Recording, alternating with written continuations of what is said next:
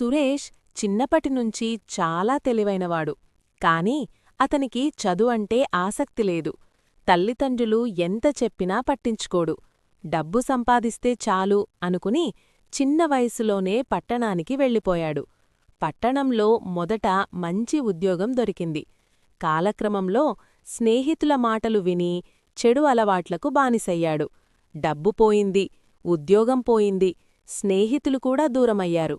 అప్పుడు అతనికి గ్రామంలో ఉన్న తల్లిదండ్రులే గుర్తుకు వచ్చారు.